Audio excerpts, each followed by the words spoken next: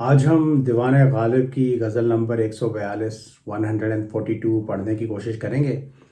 इसमें दो शेर हैं जो दीवान में पब्लिश किए गए हैं और दो शेर ऐसे हैं जो पब्लिश तो नहीं किए गए लेकिन मुझे काफ़ी अच्छे लगे, तो हम उनको भी पढ़ने की कोशिश करेंगे। तो आइए पहले गज़ल को पढ़ते हैं, फिर इसके शेरों को समझने की कोशिश करेंगे। तो गालिब साहब कहते हैं, तुम अपने शिकवे की बातें ना खोद खोद के पूछो। तुम अपने शिकवे की बातें ना खोद खोद के पूछो। हजर करो मेरे दिल से कि इसमें आग दबी है। दिला ये दर्द व अलम भी तो मुक्तनिम है कि आखिर। दिला ये दर्द व अलम भी तो मुक्तनिम है कि आखिर। ना गिरिया सहरी है, ना आहे नीम शबी है।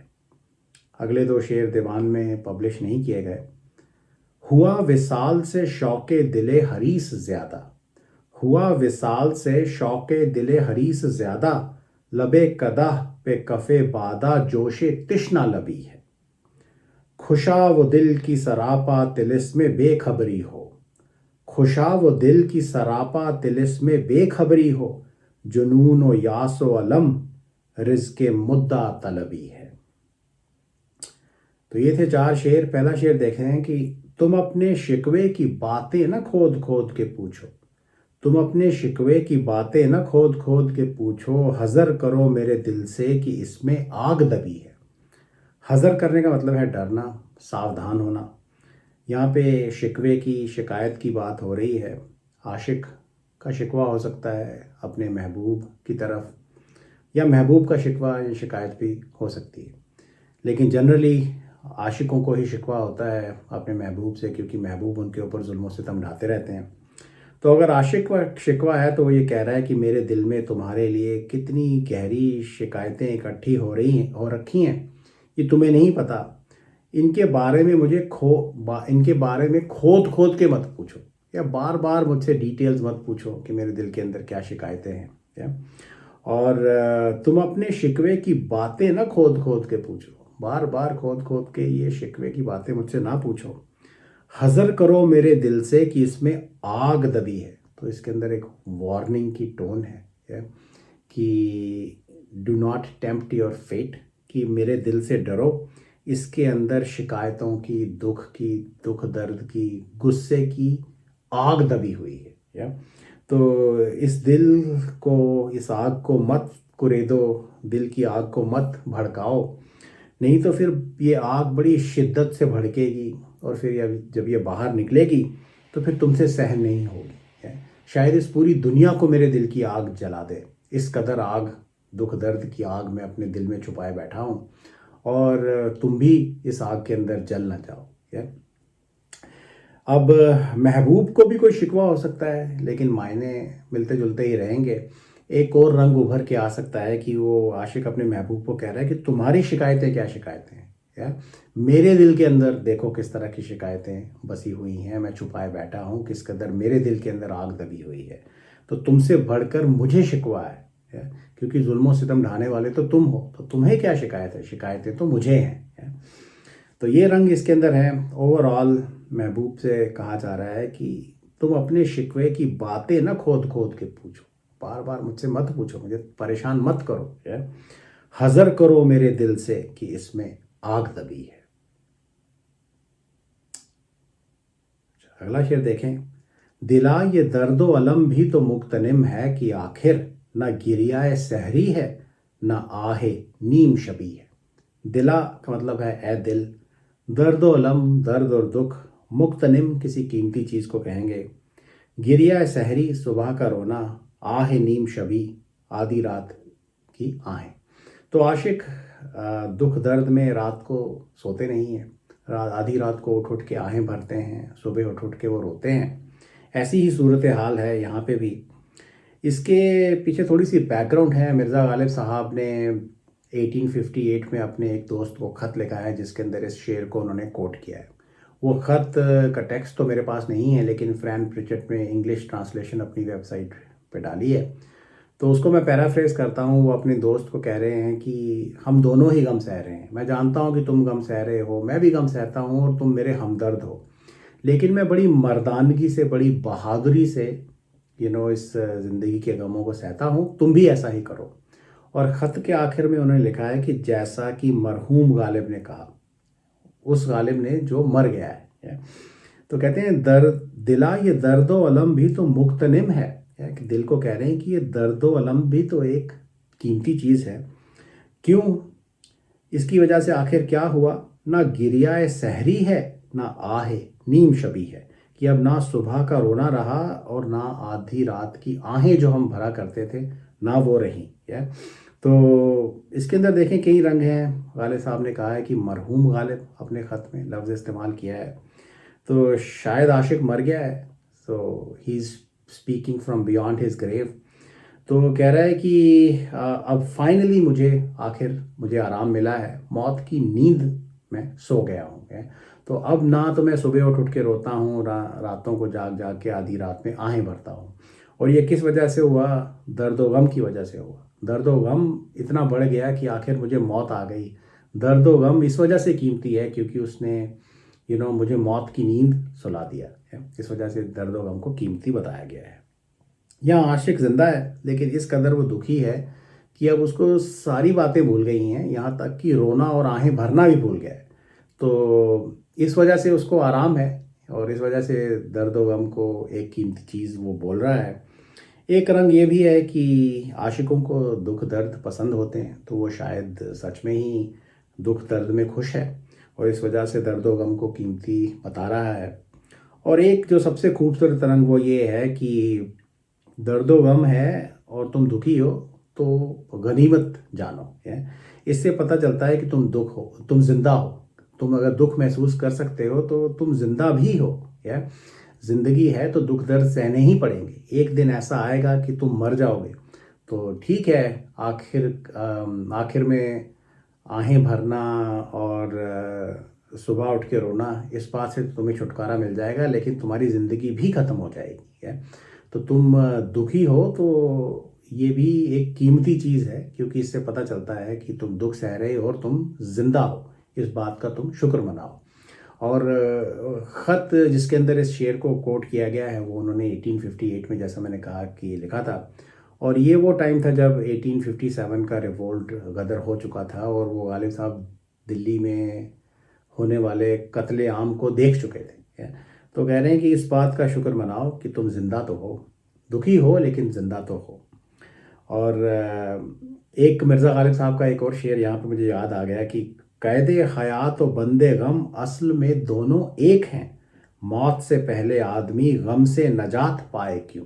है कि ज़िंदगी की कैद और गम की कैद एक ही बात है और मौत से पहले इंसान को गम से छुटकारा नहीं मिल सकता। वही रंग शायद इसके अंदर, इस शेर के अंदर भी गालिब साहब एक्सप्रेस कर रहे हैं। तो ये 3-4 रंग हैं इसके अंदर। कहते हैं कि दिला ये दर्द व अलम भी तो मुख्तनिम है, कि आखिर ना गिरिया सहरी है ना आहे नीम शबी है। अगला शेर देखें कि हुआ विसाल से शौके दिले हरीस ज़्यादा, हुआ विसाल से शौके दिले हरीस ज़्यादा, लबे कदह पे कफ़े बादा जोशे तिश्ना लबी है। ये शेर, इसके अंदर आप देखें कि मिर्ज़ा गालिब की इमेजिनेशन उनको कहाँ कहाँ ले जाती है और किस कदर खूबसूरत इमेजरी का वो इस्तेमाल करते हैं। रोज़मर्रा की चीज़ों के अंदर उनको नई नई चीज़ें नज़र आती हैं, वो हर चीज़ को एक नए ढंग से देखते हैं और इंटरप्रेट करते हैं। तो दिले हरीस का मतलब है एक लालची दिल। या उसको लालच किस बात का है? उसको विसाल का लालच है, महबूब से मिलाप का उसको लालच है। और लबे कफ़े बादा कहेंगे, शराब, जाम में शराब हो तो उसके ऊपर कई बार बुलबुले आ जाते हैं, एक झाग, एक फोम जम जाता है, उसको, उस झाग को कफ़े बादा कहेंगे। और लबे कदा, शराब के जाम का लब, जहाँ से शराब पी जाती है, lip of the wine glass. तिश्ना लबी, ऐसी स्टेट जबकि आपको बहुत प्यास लगी हो, आपके होंठ प्यासे हों। और जोशे तिश्ना लबी, प्यासे लबों का जोश, बड़ी शिद्दत से आपको प्यास लगी हुई है, ऐसी स्टेट।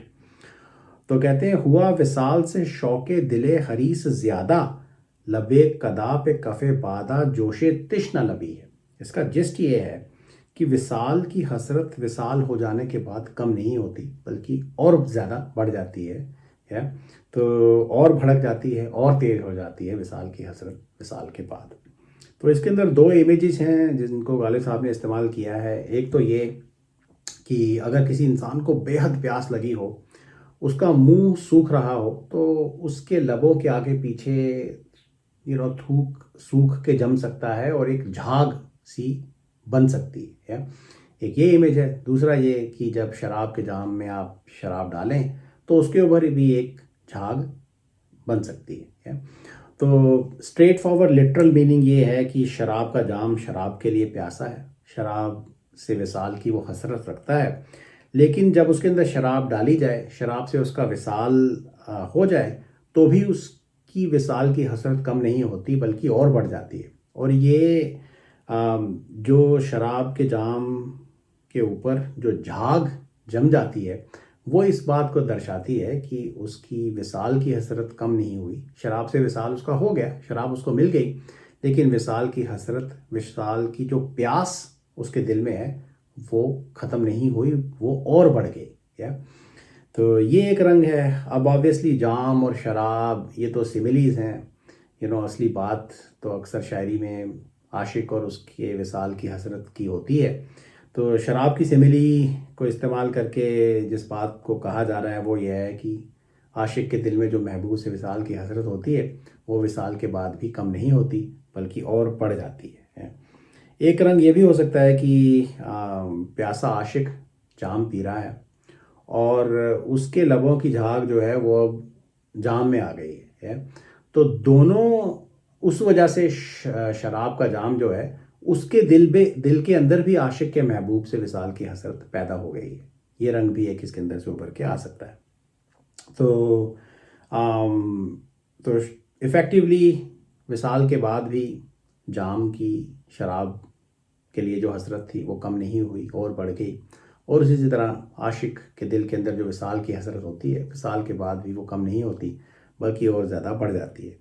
एक शेर मुझे याद आया, जगजीत सिंह ने एक गज़ल गाई है, माफ़ी चाहूँगा मुझे शायर का नाम याद नहीं, जिसमें एक शेर है कि वो ना आए तो सताती है खलिश सी दिल को, वो ना आए तो सताती है खलिश सी दिल को, वो जो आए तो खलिश और जवां होती है। तो सिमिलर थीम है कि महबूब के आ जाने से, महबूब से मिल जाने, मिलाप हो भी जाए तो भी आपके दिल के अंदर जो विसाल की हसरत है वो कम नहीं होती बल्कि और वो जवान हो जाती है। तो कहते हैं, शेर था कि हुआ विसाल से शौके दिले हरीस ज़्यादा, लबे कदा पे कफ़े बादा जोशे तिश्ना लबी है। या कि जो आ, शराब के जाम पे जो कफ़े बादा है, ये जोश तिश्ना लबी है कि ये प्यास का जोश है। तो ये क्या खूबसूरत इमेजरी है। और ये आखिरी शेर देखें कि खुदा वो दिल की सरापा तिलिस में बेखबरी हो, खुदा वो दिल, खुशा, सॉरी, खुशा वो दिल की सरापा तिलिस में बेखबरी हो, जुनून व यास व अलम रिज़्क़ मुद्दा तलबी है। खुशा जो लफ्ज़ है उसको जैसे अंग्रेज़ी में ब्रावो कहा जाता है कि वाह वाह क्या बात है किसी चीज़ की। यहाँ पे दिल के लिए खुशा का लफ्ज़ इस्तेमाल किया गया है। तो कहते हैं खुशा वो दिल की सरापा तिलिस्म बेखबरी हो, कि ऐसा दिल, क्या बात है ऐसे दिल की कि जो सर से पांव तक सरापा बेखबरी का तिलिस्म हो। बेखबरी केयरलेसनेस को कहेंगे कि आपको दुनिया की किसी चीज़ की परवाह नहीं है। और दूसरी लाइन में कहते हैं जुनून और यास व अलम, जुनून तो आपको पता ही है, यास व अलम का मतलब है निराशा और दुख, रिज़्क़ के मुद्दा तलबी है। रिज़्क़ कहते हैं सस्टेनेंस को, खाना या कोई ऐसी चीज़ जो आपको ज़िंदा रखती है, जो ज़िंदा रहने के लिए चाहिए। मुद्दा तलबी का मतलब है मुद्दा तलाश करना। या तो दुनिया की किसी चीज़ के पीछे जाना या किसी पर्पज़ को तलाश करना या किसी पर्पज़ के पीछे भागना। या तो दूसरी लाइन से शुरू करते हैं। मेरे ख्याल से ये बड़ा फ़िलोसॉफ़िकल शेर है। तो वो कहते हैं कि मुद्दा तलबी जो इस दुनिया की चीज़ों को तलाश करने की जो हसरत इंसान के दिल में होती है, उसका रिज़्क, उसका खाना, उसको ज़िंदा रखने वाली चीज़ें क्या हैं? जुनून व यास व अलम। या कि जो इंसान के दिल में जो जुनून है या जो उसके दिल में निराशा है या दुख है, वो ही उसकी मुद्दा तलबी को ज़िंदा रखता है या ज़िंदा रखते हैं। मेरे ख्याल से यहाँ बात ये हो रही है कि इंसान के दिल के अंदर एक इनहेरेंट निराशा या दुख बसा रहता है। और इस उस दुख को दूर करने के लिए वो इस दुनिया की चीज़ों के पीछे भागता है। उसको लगता है कि मैं इस दुनिया की किसी चीज़ को पालूंगा, धन दौलत इकट्ठा कर लूँगा, तो मेरे दिल का दुख जो है वो दूर हो जाएगा। लेकिन ऐसा नहीं होता। तो वो जो दुख दर्द है वो रिस्क है मुद्दा तलबी का। या तो मुद्दा तलबी जिंदा इस वजह से है, दुनिया की चीज़ों के पीछे आप भाग इस वजह से रहे हैं क्योंकि आपके दिल के अंदर एक निराशा, दुख दबा हुआ है। और पहली लाइन में उसका इलाज बताया गया है। तो कहते हैं खुशा वो दिल की सरापा तिलिस्म में बेखबरी हो गया, कि क्या कहने उस दिल के जो बेखबर हो। या वही दिल खुश हो सकता है जो बेखबर हो। उसका मतलब ये है कि जिसको इस दुनिया की से कोई मतलब ना हो, या जो इस दुनिया से आगे निकल चुका हो, स्पिरिचुअल पाथ पे आगे निकल चुका हो, जो इस दुनिया की चीज़ों के पीछे नहीं भागता हो, वही दिल खुश हो सकता है। और उसी दिल के अंदर से निराशा और अलम जो है वो जा सकता है, मुद्दा तलबी से नहीं जा सकता। मेरे ख्याल से ये इस शेर का जिस्ट है। तो कहते हैं कि खुशा वो दिल की सरापा तिलिस्म में बेखबरी हो, जुनून व यास व अलम रिज़्क़े मुद्दा तलबी है। ये बात हमारे वहाँ कई कविताओं में, दोहों में कही गई है। रहीम साहब का एक दोहा मुझे याद आया। चाह गई चिंता मिटी मनुआ बेपरवाह, जिसको कछु न चाहिए वे साहन के साह। कि शाहों का शाह या शहनशाह वो इंसान है जिसको कुछ नहीं चाहिए। वो इंसान नहीं कि जिसको बहुत सारी चीज़ें चाहिए और जो चीज़ों के पीछे भाग रहा हो। तो जो दिल बेखबरी में खोया हुआ है, जो उसको इस दुनिया की चीज़ों की हसरत नहीं है, जो उनके पीछे नहीं भागता, वही खुश हो सकता है।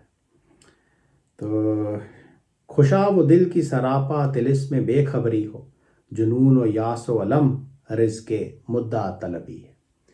तो ये थी पूरी गज़ल। I hope it made sense. Thank you.